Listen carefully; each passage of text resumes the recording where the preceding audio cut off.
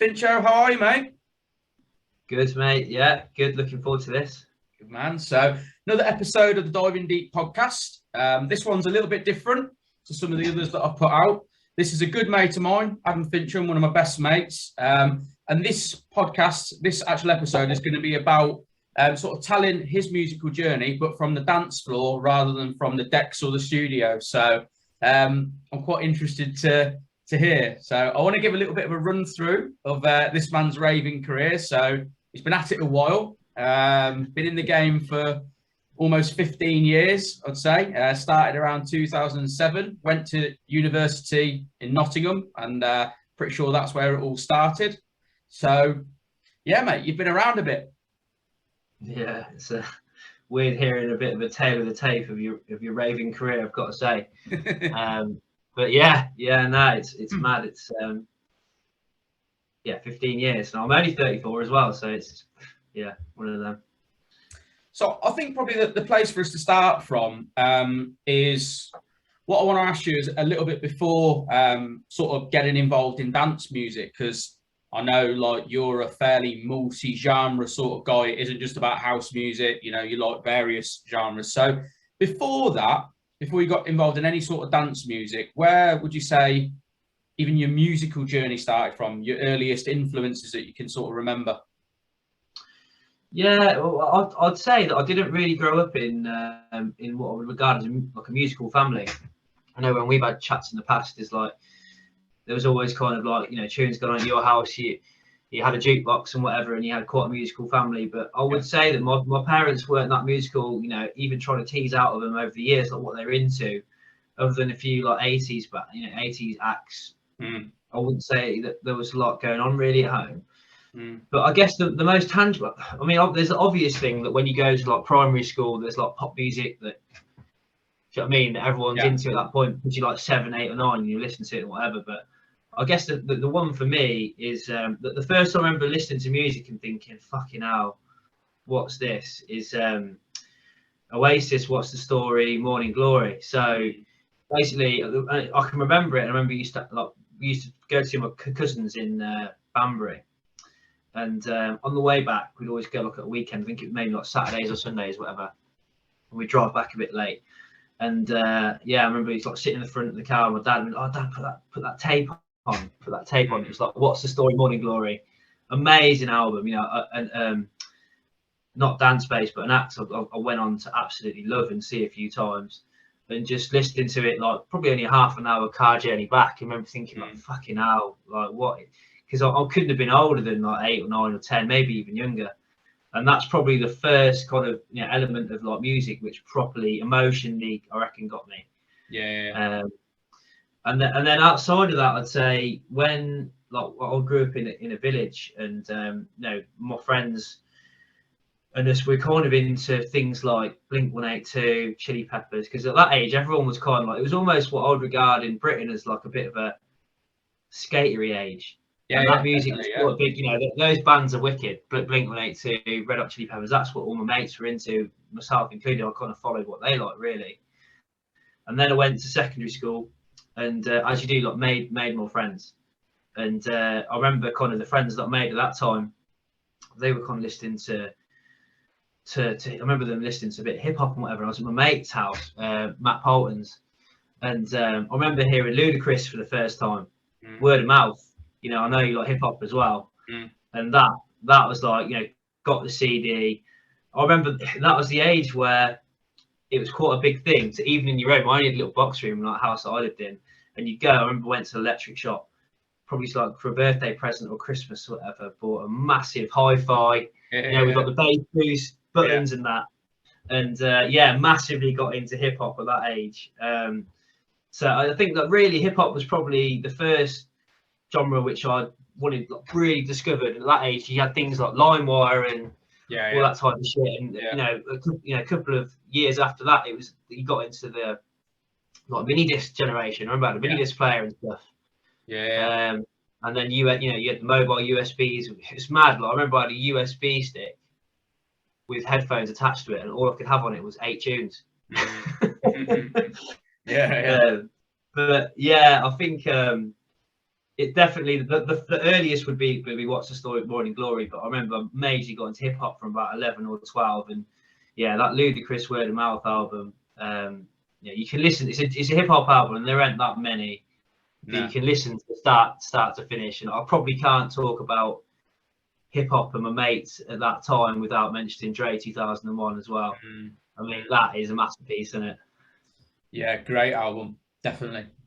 Yeah, it's quite interesting actually, because obviously I'm a couple of years older than you, and remember Oasis coming on the scene, and Brit pop and all that sort of stuff in the 90s. And we've spoke about this before. It was actually a really interesting time for the country, because there was a new government in, and the country just felt different. You know, it was like there was a resurgence about the country, and actually Oasis and Blur and those sorts of bands, they rode the wave of it, because suddenly we had like a new young sort of feeling government, and prior to that we didn't. We had a conservative government, and it was all it had come to an end, and I think it just crescendoed all together really nicely. And obviously they did great. And same thing, 90s, I would say, I don't listen to a lot of hip hop these days, but I'd probably say it's probably like quite a golden age for it. Would you say?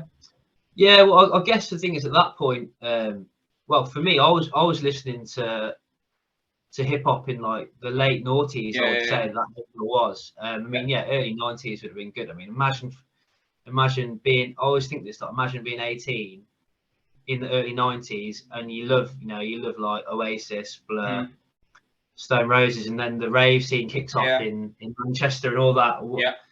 Yeah, that would have been a great time to be 18. I think that quite a bit actually. It's 100%. I mean, a lot happened within like a 4 or 5 year period, from like the late 80s, as I say, with the government situation changing in the 90s, the rave scene, like you say, that just kicking off, changes in the country, new bands coming in, Stone Roses, Oasis, Blur and all that. And then, as the decade sort of evolved. So yeah, so much change. I'll tell you something else that's really interesting is it's mad to look back and think of the differences of how we actually consumed music, like you're describing. I mean, mini discs and stuff like that. I mean, I didn't think there was anything wrong with mini discs. They didn't stay around very long, but they were sound, but they just didn't last. But yeah, tapes, CDs, and I suppose apart from the radio and like Top of the Pops, there weren't really that many other ways at that point in, like, let's say the mid 90s, to discover music that I can think of.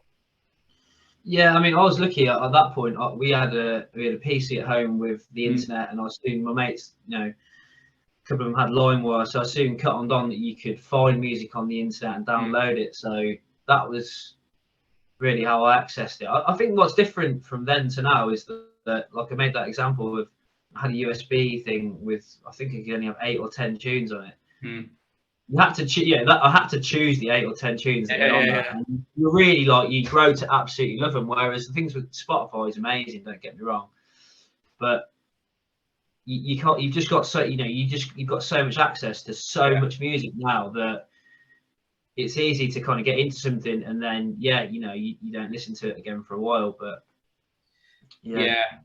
I mean, I can remember Napster coming on, and it was amazing, even though it took about 4 hours to download one tune, and sometimes it would just cut out the download. But it was obviously totally illegal, but everybody was at it. But it was amazing to be able to just get all this free music at your fingertips. It was the first time that I'd really experienced it. Mad. Yeah, it's funny you mentioned that. It just kind of prompted a memory for me, because I remember downloading all sorts of different hip hop, and I think I wasn't that into it anyway, but I downloaded Coolio. I think that's how you pronounce his name. Yeah. Gangsta's Paradise. Right? Yeah. God knows how long the download took. It was a 4-minute track. The download probably took an hour or whatever. Yeah. I remember putting it onto my USB with headphones. Me and my mates were used to BMX everywhere, and I lived a few miles away from most of them, so I'd always have a little bit extra to go. I remember thinking, right, Sam, just putting out fresh 8-9 tunes on the USB or whatever. Riding. I had this 5-6 minute version of Gangster's Paradise, no lyrics, and like the thing is, you're locked in there until the next time you fuck it back. I've never seen that. I fucking hated that tune. Hate it. Yeah, I've got to say, like, any younger people that stumble across this, you won't appreciate how long everything used to take on the internet, especially when you were downloading shit when it was like, was it dial-up? Yeah. With a modem. Fucking, and that would engage your phone as well. That means your parents weren't receiving any phone calls whilst you were downloading. Yeah. Mad, isn't it? Yeah. Yeah, it's mad because, as you know, I've got a son and stuff, and I'm always thinking about, you know, he ain't gonna be interested, but I've always thought, you know, all these big bands that I've been into that I think are amazing, that I really want to get him into, you know, it feels like quite it'd be a cool thing for his birthday to like give him an LP or, you know, give him a CD. When he's 18 or whatever, he's gonna be like, who cares? I'll listen to this on the internet in 1 second. Like, there's gonna be nothing like romantic or cool or whatever about giving him, like, you know, I almost want to kind of give him a record every year and be like, listen to this, mate, it's going to be wicked, and he's going to be like, what am I going to do with this type thing? Well, yeah, I think you're right. I mean, they are repressing a lot of like vinyl of like classic albums and stuff like that. So I don't know. I mean, I'm not sure it'll quite last long enough for your son, you know, when he's getting older, but it does seem it's become cool again, you know, like having a record player in your house and all that sort of stuff. But I don't know how long it'll last for, because they're just represses of like old classic albums and this, that, and the other. Yeah. So I want to talk about raving, because that is what we're here to talk about primarily. So how did you get into it? Let's talk about the very entrance into dance music. I remember like, I was in like this small little cluster flats thing, and the guy in the room next to me was a lad called Tinks, and he was into like he you know, he thought my music was awful, and he was into things like Aphex Twin and like music that was like too many DJs and techie and whatever was good then. He was a bit of about 3 or 4 years older, things like that. And I remember thinking, I remember at the time, like, that's a good thing about you being in university. You meet people from different, you know, all different types of backgrounds. People are into different stuff and whatnot. And as much as I don't want to class this, and I'm not going to touch on it for a bit, as technically my first rave, I went to a kind of like a D&B night in the student union halls. That was, I think it was, I can't even remember who was playing there. And but it was more of like a standard uni night with a bit of kind of dance music playing. I remember thinking it felt different, you know, there wasn't different genres being played, there wasn't the latest kind of R&B on or hip hop on, whatever. And then that kind of first year passed me by, and then the second year, I had a friend from back home, a lad called Ollie, and he'd started getting into more kind of dance music and whatever. He's like, oh, we need to go to a night, whatever. I'm like, wow, you know, my friends were coming from Leamington to come and visit me in Nottingham. I was like, well, you know, there's a club called Stealth, you know, that's got nights on or whatever. So I will try one. And then we started talking to some of my friends about it, and like, oh, yeah, we'll go. It did feel a bit scary, actually, to be fair, because we hadn't done anything like that before. The city that I lived in at the time, Nottingham, had a bit of reputation at that point for being a bit rough, and you know, you didn't really know what you were kind of entering when you go into a non-student night as such. You know, I was only 19, and we went to this drum and bass night called Detonate at Stealth, and it's Shy Effects, Logistics, as in 2 DJs I can remember. And we were in there. We must have like the in-betweeners going to a rave. Because I remember getting in there, absolutely loving it, whatever. And one of my, we were just sticking to what we knew. I remember my mates trying to find a shot bar and stuff, and coming back onto the dance floor with like shots of Sambuca and being like, yeah, that sound, whatever. Oh, it's fucking terrible, whatever. Remember it feeling a bit like, you know, the crowd was different, the mood was different at that point, but I loved it. Do you know what I mean? I remember absolutely loved it. The Logistics was on, I don't know, probably prime time. I was absolutely loving it. Yeah, it was just the reason I made the in-between this point. I remember I was at the bar drinking pints, do you know what I mean, at a rave, which is never a good idea in a glass. and spilt a drink over the back of this guy. I'll never forget it. He turned around and I remember he put like gun fingers up, put it to my head, and I was like, fucking hell, like you don't get this at a student night or whatever. It was a bit moody stuff, to be fair, in that point. But yeah, I remember like that was it then. Absolutely loved it. It's a good club. It's changed a bit now, stuff, but before, and it's probably changed for the better. The main room was quite tight, proper sweat box, like mental sweat box, quite low level ceiling.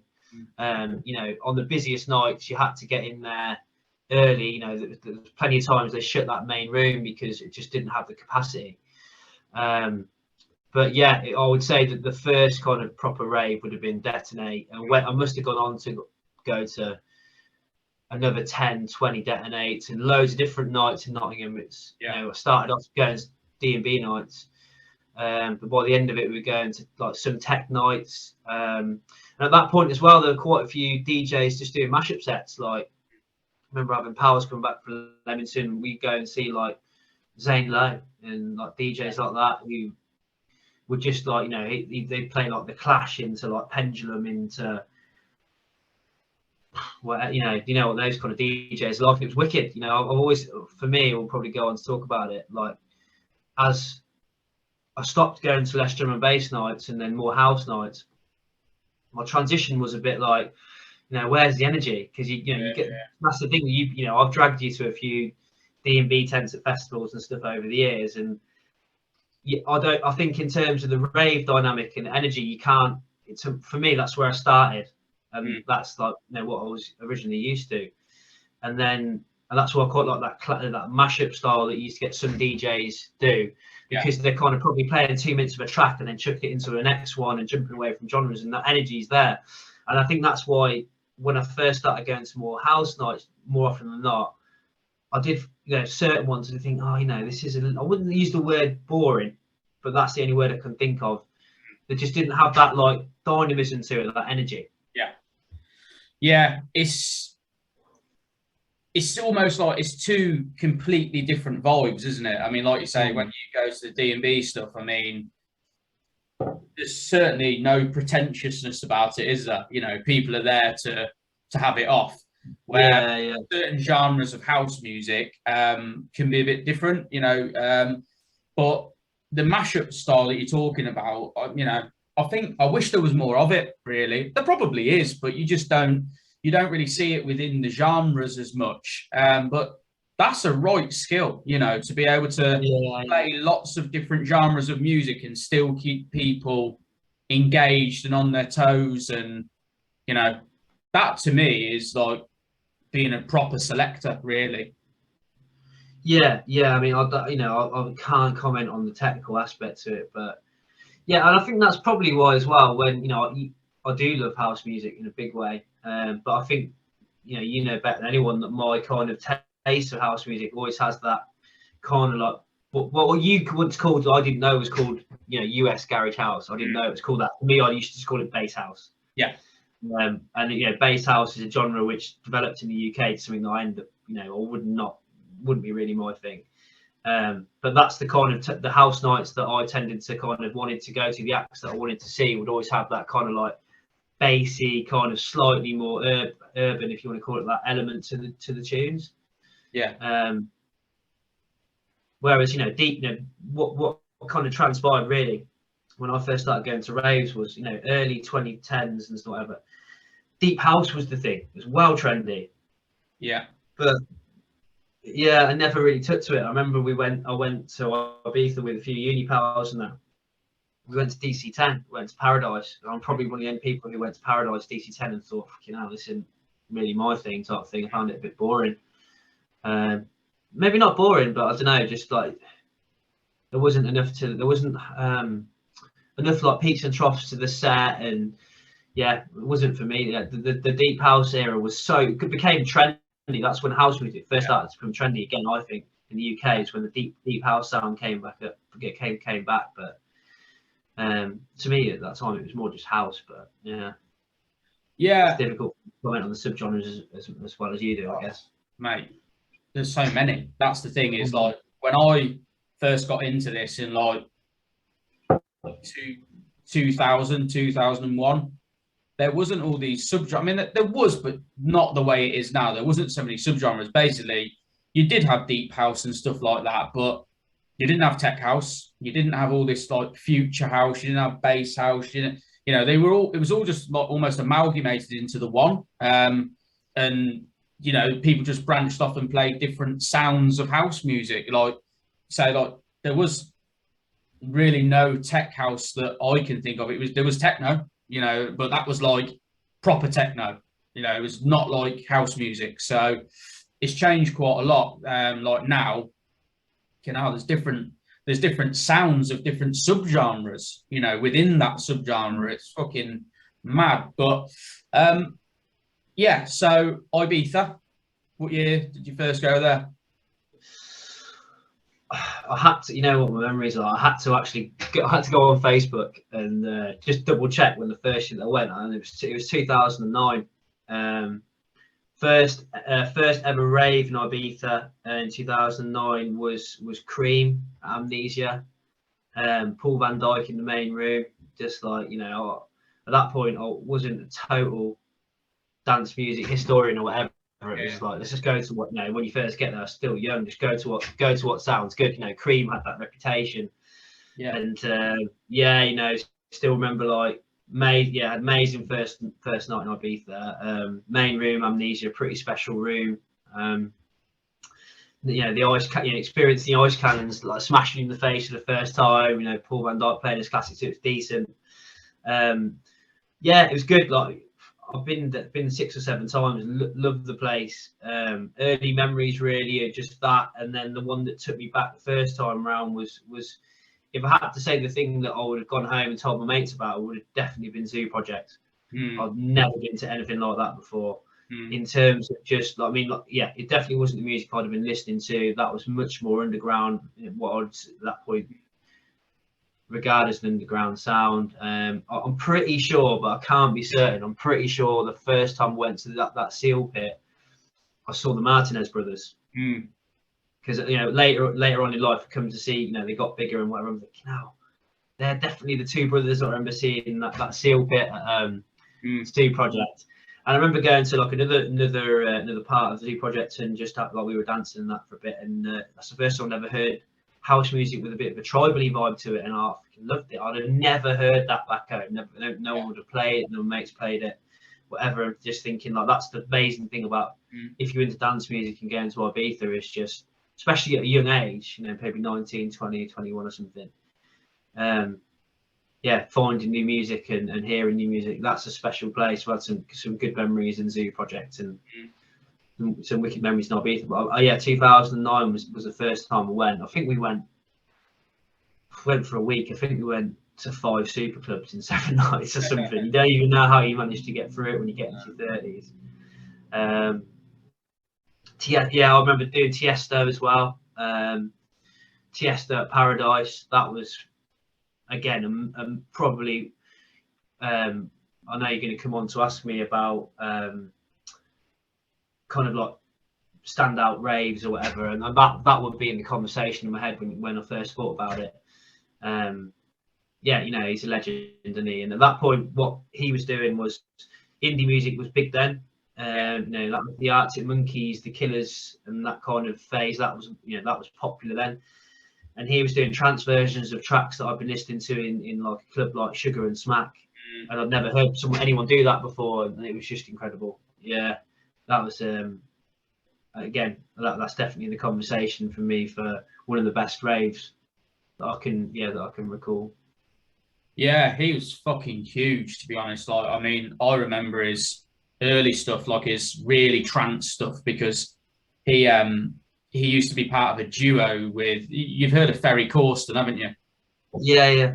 He used to be part of a duo called Guriella, and I'm talking like in the late 90s, and I've got a couple of their vinyl, and this is when like that original trance sound was really big, and then he just became huge. I mean, he DJ'd at one of the Olympic opening ceremonies, you know, when it was like on vinyl. He was fucking massive, and obviously just got, I mean, he was definitely probably the most popular DJ in the world, I'd say, Tiesto, for years.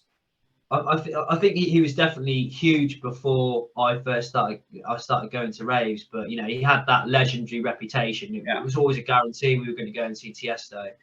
I did have a few mates. I remember Arby. He listened to all the Search and Sunrise stuff albums before, and he was banging, you know, certain people were absolutely mad on Tiesto. He released albums which are absolutely class, even at what was probably a later point in his career at that point. So probably 2010s and stuff. So I want to talk a little bit about like because I know like you are primarily when it comes to house music into that more sort of like bassy, groovy, sort of garagey sort of sound. So how did that come about? Because it's a fairly niche genre, but I know because we live quite close to Birmingham, and it was Birmingham sort of put their own spin on it, with London. How did it happen for you? How did you get into that sort of groovy vibe? Well, I think the reason why I'm into it and I got into it was the kind of the starting off with drum and bass. It's got that kind of more energy to it. It's got the bass elements of the tracks. I think it's mainly that, because I was definitely searching for raves and for music which had a bit more of a kind of grimy is probably not the best word for it, but something a little bit less polished. The opposite to like basically something the opposite to funky house at that point. Which don't get me wrong, again, I don't mind at all, but that's what I was looking for in raves. And there was like the DJ that stands out to me that managed to nail it, because after it was mad at one point. So drum and bass has always been very popular, but at one point there was dubstep for about 2 or 3 years. Dubstep was massive. I was 18, 19 going to clubs. I always felt sorry for the girls, because you'd be on a busy dance floor and I always rated it at the time, Sugar and then Smack in Leamington. And main room, they'd be playing a lot of dubstep, and I'm thinking I'm into this because I like that kind of bassy vibe to it, or whatever. And then what from a raver or punter's point of view seemed to emerge from the dubstep area, which was always going to have its time, with DJs like Red Light, who managed, and Gorgon City, who still making bangers to this day, who seemed to probably have the same kind of interest, and likes that I liked in terms of dance music. And then they started producing tunes which are almost like a bit of a fusion from what people like in drum and bass and dubstep and then house music. And that's always been the house music which I've liked the most, to be fair. If I had to have and be put on the spot for favourite house artists, I would say Gorgon City, Red Light would be in the conversation for sure.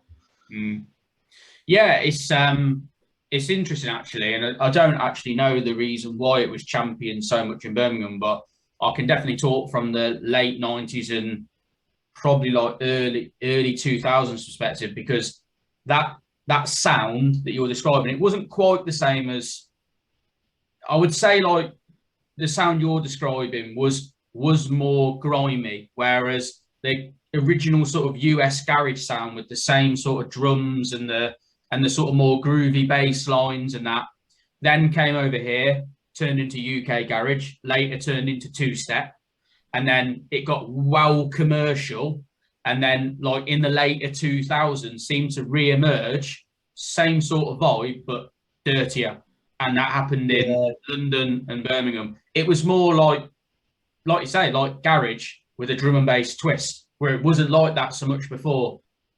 I think, to be honest with you, Brum, again, it was before our time, but obviously Brum was renowned for having a big speed garage scene.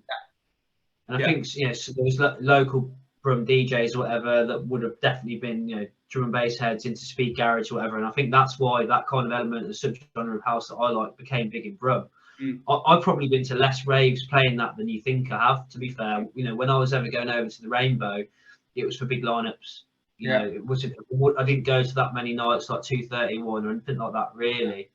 As much as I wish I had. I remember had an amazing weekend, the last ever global gathering, and that was that. The lineups there, they're as big as Creamfields, but just in the Midlands.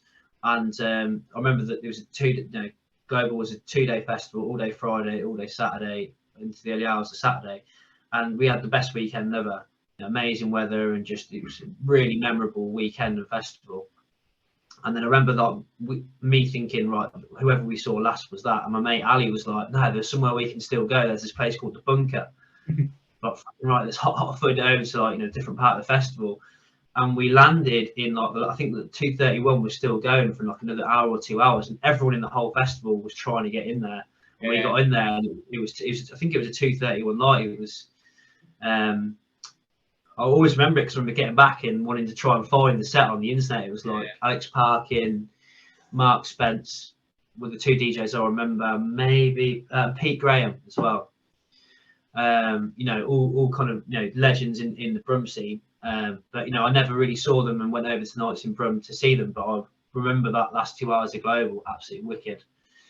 But yeah, I mean, I definitely probably haven't been to those types of events that maybe you thought I had it in Brum, to be fair. Yeah, it's a wicked sound, like there's a few people, like Mark Spence and Low Stepper and all that. His early stuff was very much of that sound. And yeah, you don't hear it so much these days. It's sort of drifted away from that.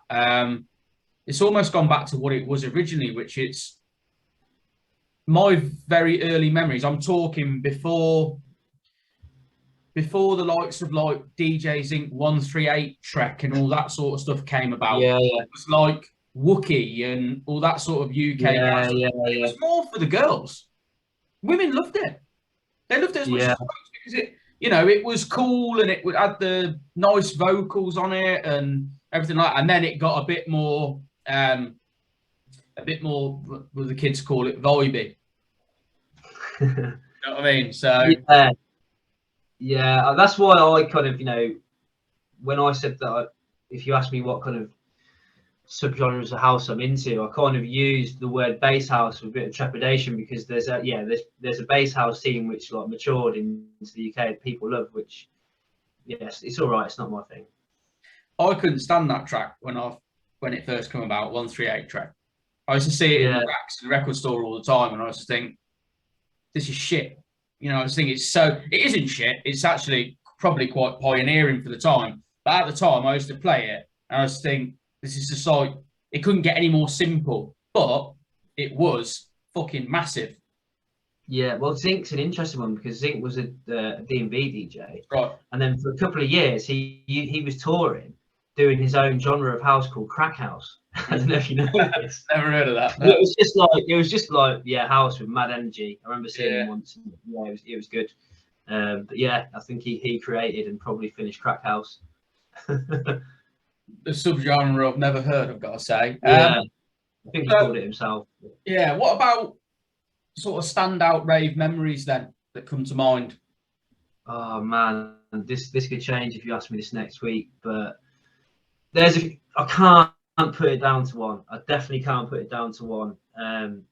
There's a few that immediately come to me. So, I know you're a man who used to love a bank holiday. Just start drinking on a Friday and then see how just party on until the Monday and pick up the pieces from there on in. Yes, indeed. Let's check the date on this one. So it's 2013. Went to a festival that I can't remember what it's called. I should be able to, in Clapham Common. Massive one on this bank holiday Sunday. Meeting with some of uni pals there. Shout outs like Ali, Jed, Levi, and Scott. I've been to many ravers over the years. Yeah, so that was it. I can't remember the festival on the Sunday, but it was a big one. Quite, more of the commercial one, which was decent or whatever. Stayed at my mate's Ali's floor that night on the Sunday, and then on the Monday went to my very first Notting Hill Carnival, which I'd never been to before or whatever, and didn't know what to expect. And we went to Notting Hill Carnival, walking through these busy streets and thinking like, this is a mad vibe, like really, really sick, just like proper, nearest thing you ever can get to like a proper street party in Britain. And then we went to, I remember it was mad, but like certain DJs would have their own areas of that part of London. And the one that we were going to was digital soundboy event, Shy FX, his his stage. I think that's what they call him, his stage. And I never remember it because we were trying to find this road called Leamington Villas. That's what the road is on. And I'm thinking, oh, that's a bit mad. And got there, it was like sunny, whatever. Got there, and you literally like buying blokes coming past selling you cans like from big bins out, like Red Stripes or whatever. And that was it was fucking wicked because it's like the lineups, just for a stage at that point was mad. It would have been like at that point. Shy FX, Chasing Status, some dubstep DJs who played a bit of house, like Red Light, Breakage, the ones that I can remember. We were there all day. Literally, it was like the nearest thing. You hear Americans say, block parties or whatever. Mm. That's what it was. It was like a block party in London. Absolutely, just proper street party vibe. Like, things they were playing. Sound system sounded absolutely fucked, to be fair, after a while, but you didn't care. Yeah, it just felt proper. Like, I'd never, even at that point, I've been to loads of raves. At that point, I've been to a big commercial festival the day before, but that had a different element to it. Yeah. That was mad. Another one that I was thinking about, and I checked the lineup and I've got it in front of me because the thing in the early 2010s was like the lineup that the DJs probably weren't getting paid as much then as they were now, but some of the lineups, the events we were going to were absolutely huge. So my first warehouse project was 2012. Right, listen to this lineup for the main room. So Magnetic Man at that point, which was like a bit of a dubstep super group, which was like screen banger artwork. Justice, Annie Mac, Red Light, Disclosure, Rudimental. That's just the main room. Right, room 1, Dirty Bird Records. Room 1, Dirty Bird Records. Yeah. Claude Von Stroke, Cats and Dogs, Justin Martin. Bottom of that particular room was Shadow Child. Nuts. Room 3, Scream for 3 hours. And then nearly at the bottom of that part of the lineup was a DJ which I rate and producer I rate so highly, Breach. Yeah, I'm mad on a few Breach tunes. I remember like that was, going to Store Street warehouse project that, so it's legendary up there for a reason. I've heard loads of DJs say on loads of podcasts, where do you love playing the most in the UK? Quite a common answer is warehouse projects, isn't it? It's that they just create something great there. I remember that being a quality night. It was, again, like going with my uni mates, and we're all coming from different parts of the country. I remember getting the train up from New Street to Manchester on my own, going to the whole rave or whatever. And then the agreement was we weren't going to get a hotel. Everyone was just going to make their way back because the night finished at 5 or 6. I remember having to get a megabus home from Manchester that dropped me off at Birmingham Airport at like 7:30, 8:30 in the morning, having to get Sharon, my girlfriend, obviously now wife, to come pick me up from Birmingham Airport after going out for the whole night. That was fucking mad. And then the next one is going to feel like it's going to kill you a bit because it was a holiday that we went on that you got ill on. So Miami. Oh, yes.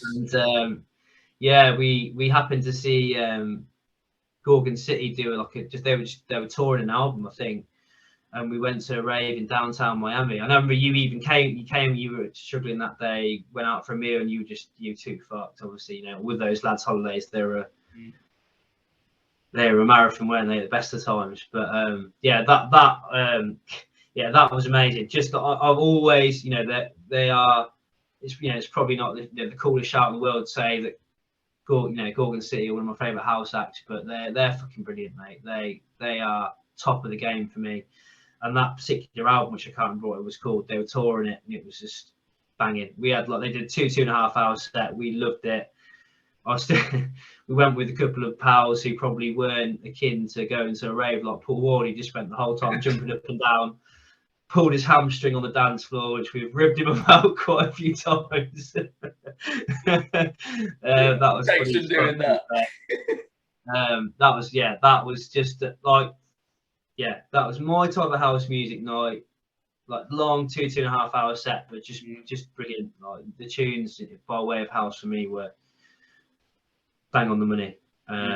Yeah. So like I said, I don't think I can can't hold one in at the top of the pedestal, but there are three that I would say are definitely up there.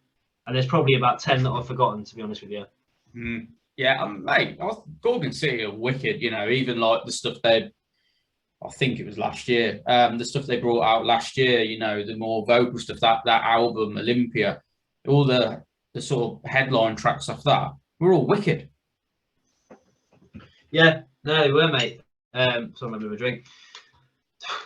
They just, yeah, like I said, they're a bit commercial, probably in some people's eyes, but I think they've got that formula, haven't they? They've got their own sound. They nail the vocalist. There's always a little bassy element to it. Yeah, I'm a huge fan. Seen them loads of times. I mean, me and you have seen them in China, haven't we? China. Yeah. I've seen them in various places, but yeah, they're very good. In my opinion.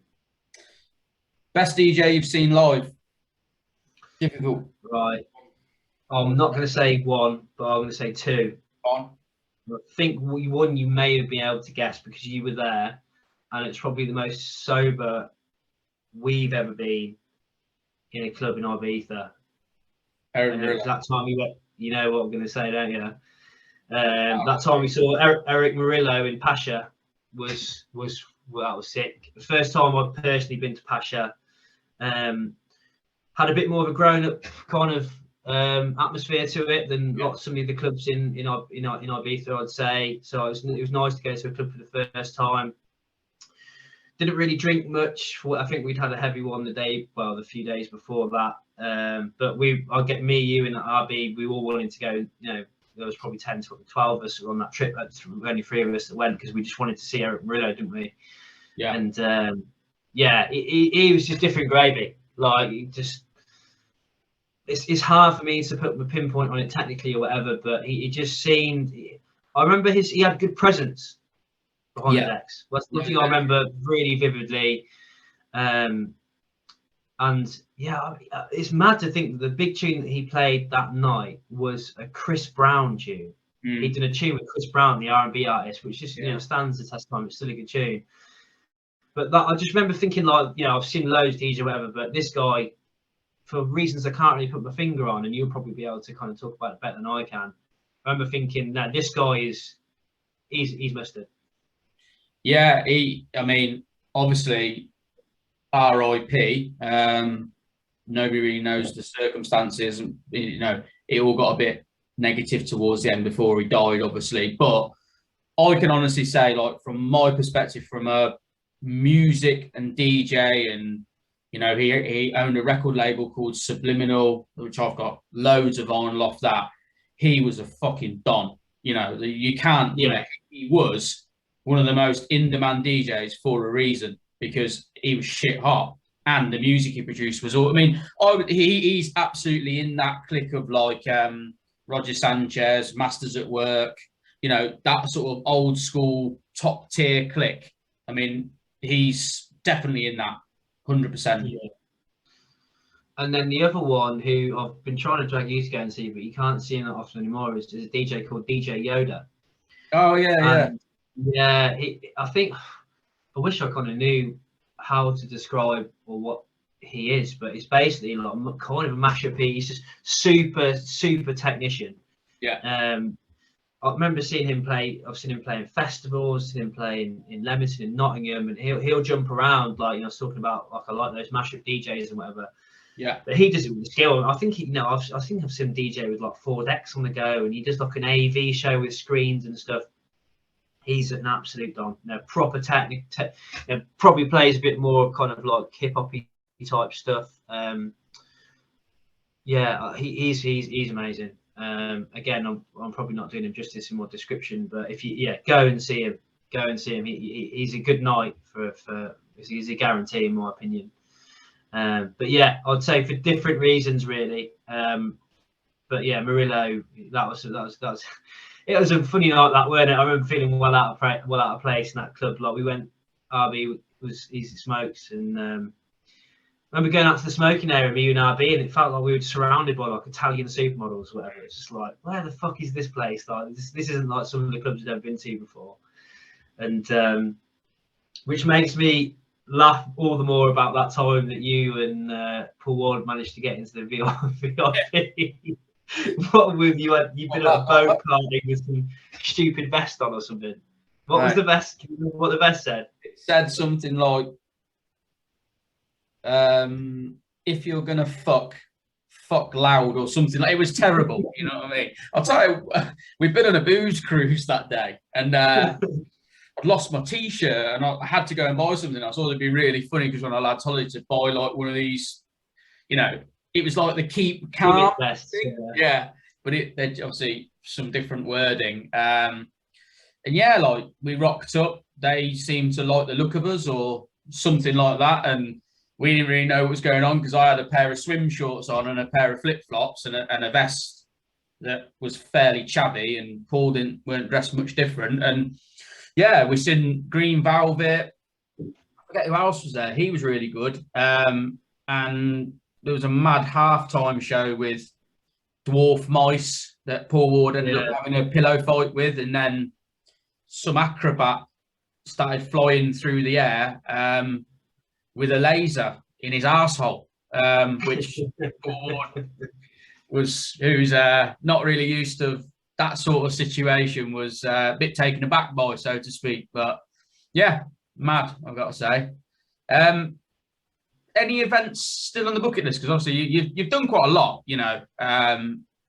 Any that you still think I'd quite like to go and see that person, or that go to that festival?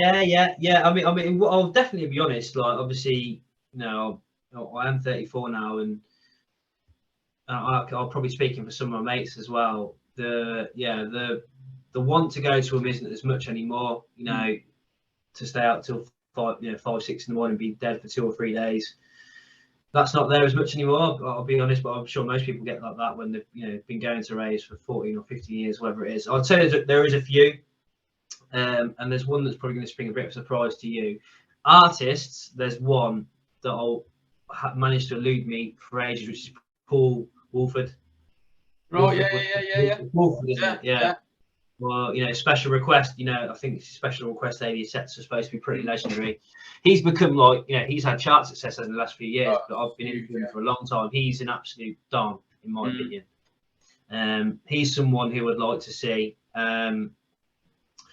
Sub Club in Glasgow is a club that, again, I've wanted to go to. That's got a huge reputation. Now, I would probably go there. You would love this because you really love a bit of Scotland, don't you? But it's a club I'd make a special visit to go to. To be fair, because that's someone like a Scream or a Jackmaster or something there would be pretty fucking good. I think I'd like to do that. I think I've not really spoke about it at all so far, but I've been to Glastonbury once, and as you know, I tell everyone this: everyone should go to Glastonbury at least once. I'd like to get one more of them in. Just the scale of people on, and you could be into any different type of music, but the long weekend that I had in Glastonbury was absolutely amazing, and I'd like to do one more of them.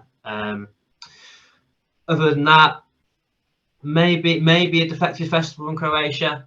That would be good. But yeah, you know, one thing that I have tried to do is every time I've gone away, you know, certainly with you and mates, I've always had my eye out for, you know, is there a rave I can go to, whatever. So I've been to quite a few: Vegas, Miami, Thailand, Prague, China, like a lot of different places. To be fair, I always wanted to go to a rave when I've gone on a trip somewhere, to be fair. So there isn't a lot out there. I'm probably forcing a few of them out, like, Defected Festival, whatever, but there isn't a lot out there, to be fair, these days that I'm that keen to go to. To be honest with you, I'm keen to see where your career goes. That if in terms of a bucket list thing for me would be, you playing in a big event at prime time, and being being in the vicinity. Being to be completely honest, that's on that list as well, to be fair. Yeah, mate, it'd be amazing. You know, you've obviously been a big supporter of mine since I've been doing what I've been doing. So, and you've come along with me to quite a few things. So, yeah, you never know. Could happen. Could happen, mate. So, getting near the end, I've got one last big question to ask you. I personally would hate this question if somebody asked it me, because I think I'd really struggle like fuck. But good news is I'll make the rules, so let's go with it. So 3 dance tracks that you would say have had the most impact on you and why? Yeah, it's what the way you described the question is fair, but I've got when you mentioned this to me, I've got one which came to me straight away. Mm-hmm. So when we talk about, when we're going back to the start of the pod, when I first started going to raves in Nottingham and some of them were D&B based, I didn't listen to a lot of D&B really at that point. Like, it was like me and my mates would listen to things like Pendulum and stuff like that. And I had mates who were into kind of like more jump up D&B, which I didn't mind, but it didn't really capture me. And I remember coming back from Nottingham one weekend and being in the back of my mate Stu's car and driving around or whatever. And he was playing this album by Chasing Status called More Than a Lot. And there's this track on there called Take Me Away, which has the most like phenomenal B line. It's amazing. And I'd not heard it before or whatever. And I remember sat at the back, like jumping up in like, it was one of those like, what the fuck is this? Like, I'd never heard a tune. I was kind of dipped my toe into drum and bass at that point. I wasn't massively into it. I hadn't seeked a lot of it out. He'd be like, oh no, you've not heard this? I think the album had been out for like a year or 2 years, but I just wasn't as into it as some of my mates. And that track was a game changer. I remember downloading that. That was a point, I think I had an iPod Classic. And absolutely, I was doing my degree. The second year of my degree, I had a job for a year, an internship, and I used to have to get the bus, walk to a bus stop, get a bus there for like half an hour or whatever, twice a day. Man, I put some hours in listening to that album, More Than a Lot. They're proper dons of the D&B scene. You know, their production and whatnot. I must have seen them 20 times. It's mad. But yeah, that track was a proper game changer. That was an age when I just made a friend. When I was doing my internship, I moved in with a guy called Henry, who you met. Me and him had a flat in the centre of Notts and whatever, and he was big on going to Stealth and raves and that. And it was just a bit of an era where I transitioned from going to like, you know, first moving into the city and going to the classic kind of just the classic nights every uni student would go to, Oceana and all that type of stuff. And and then I was starting to go to Stealth maybe like once a month and stuff. And it was just a time when things were changing. What I liked to do on a night out would change. In terms of things I was going to and stuff. And that tune was an absolute game changer. And it's just one of those dance tunes which I've heard a million times and I'll never skip it. That's the song of a classic, isn't it? Like, that's one for me. Again, there's one tune that I don't really like. You know, I wouldn't listen to dubstep anymore more often. There's a few tracks that I might, if they come on my Spotify, I'd listen to. But Scream did a remix of a LaRue track called In for the Kill. I think it was called like Midnight Remix, whatever. And when that came out, fuck me, man. You talk about game-changing tunes or big tunes or whatever. That was getting played on the Radio 1, in every student, probably a lot of student nights out, a lot of Saturday nights in cities or whatever. That tune just hit different, I've got to say. I remember we used to go to raves, have after parties in mine and Henry's flat, and I remember when that first came out, I was never forget this night. I think we played it on repeat like 6 times in a row. And it's a dubstep track or whatever. That one for me, it's like not one that I'd say is like one of my favourite tracks, but I just remember it being just a big thing at the time, like a proper game changing tune at that particular time for me. And then I've kind of forced myself to pick a house track because I am banging into it. And I've got 3 written down on the screen here, and I'm even struggling to pick them now. All right.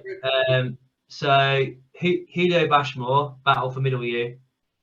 Yeah. Again, I remember hearing that at an afters one day, and like some people I didn't know, and jumping up and being like, "Fucking hell, what's that?" I remember taking a photo of the laptop screen. I remember thinking that tune is just a tune that I'd rate in top 10 house tunes ever, I'd say. Breach, You Won't Find Love Again. Again, it's probably not like an obvious one that many people have listened to, but I definitely recommend hearing it. That's just like a proper polished class house tune, in my opinion. And then the other one's probably a bit bigger, so Daft Punk Around the World. Again, as I was just getting into dance music as such, that got that album or whatever. Obviously, it's been out long before I'd started listening to it. It's got a good memory attached to it as well. So we used to go to these raves in Nottingham called Raving Cave, and it was like the back end of like one of the campuses at Nottingham Uni, and it was like it was an illegal thing. And I remember once, like we got shut down once by the police.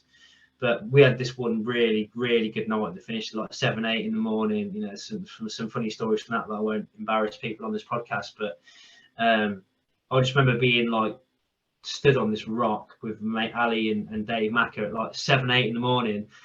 And the actual tunes played were quite techie, and we probably weren't into them, but we were more into the fact that we were actually outdoors at the legal rave, and this feels great. And then, it's like you hear that one track that you recognise or that you love in the middle of a set that you've not really recognised anything. I remember just like, Daft Punk Around the World getting played, and it has a special memory attached to it. And, it is a banging tune, to be fair. Wicked tune, yeah. Like, I can remember that sort of, it's called French House because it became a whole sound, and like Stardust, and there was a record label called Roulette that they just put that out, and it was fucking wicked for a few years. It got massive. All the good house music was all filtered disco, French house, Bob Sinclair, all that sort of stuff. It was fucking amazing. Yeah, I mean, there's I remember at uni meeting a guy who was like massively into them. Like he travelled the world seeing them. Yeah. And they did an event when the O2 in London was brand new, and I think I'm remembering this right. They were like right in the middle of the dance floor, and I think they were DJing as robots or whatever. I might actually have to look this up, but yeah, it's like a very legendary event if you're a Daft Punk fan. And yeah, they've got that. Is it called? Is the album called Homework? Yeah. Yeah. I mean, that's got to be top 10 dance records of all time, surely. 100%. Yeah. It's, but again, very hard one to answer. But Take Me Away was a given when you mentioned that about asking me this before the pod.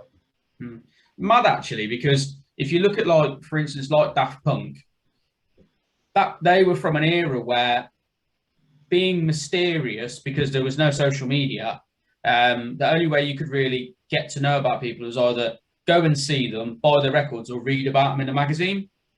They didn't have any other interaction. And the fact that they completely, covered their sort of the way they looked up and everything like that, it's mad to think now that we've actually gone to a situation where through social media, people want to know everything about you, but actually that mysteriousness is what, back in the day was what drew you to acts like that, because it was like, fucking hell, like, what they actually like, because they just wore them fucking helmets and all that sort of stuff, and it added to the whole thing. But now there is still a few acts. There's actually don't know if you've come across them. They're called The Who, and they wear like, they're fucking wicked, mate. Check them out. WH0, The Who, and they wear like do you remember those full body lycra suits that go over your head as well, over your face? Yeah. They wear them all the time. Nobody knows who they are. Well, obviously people do know who they are, but the public don't know who they are. And they wear baseball hats and baseball jackets. Their music's fucking amazing. Wicked. They're probably the only people now in the house scene that I can think are like properly getting away with it. They're properly pulling it off. Well, one mention, I guess, on this topic you've got to mention, which is more our era, and it's like progressive house. I've seen Deadmau5 a few times. Yeah, he's a fucking talented guy. I've seen a few Deadmau5 sets that are were pretty amazing. With that, you know, you look at it and think, you know, that hat he's wearing with the ears must weigh fucking ton. But again, as well, he's got some absolute, like, so that's Dead Mouse Strobe is, I've listened to that after raves and stuff, after parties, and he's another really serious talented guy. I've got some really good memory. You know, I've not really thought about him at all, as we talked about. You know, everything I've done at raves and things that I like in terms of dance music. But yeah, Dead Mouse probably deserves a mention at this point. Yeah, I like some of his early stuff. Like then the EDM thing sort of happened, and it weren't really my thing. But that's maybe because I'm crap. A bit of an old cunt, really. But there we go, mate. We've reached the end. Really enjoyed speaking to you. I've got to say, it's some stuff I've heard before, some stuff I haven't. So yeah, it's been a pleasure. No, really enjoyed that. Yeah, thanks for having me on. And I listen to every podcast. That they're wicked, so keep them up. Thank you very much. Right, mate. Signing off. Sound.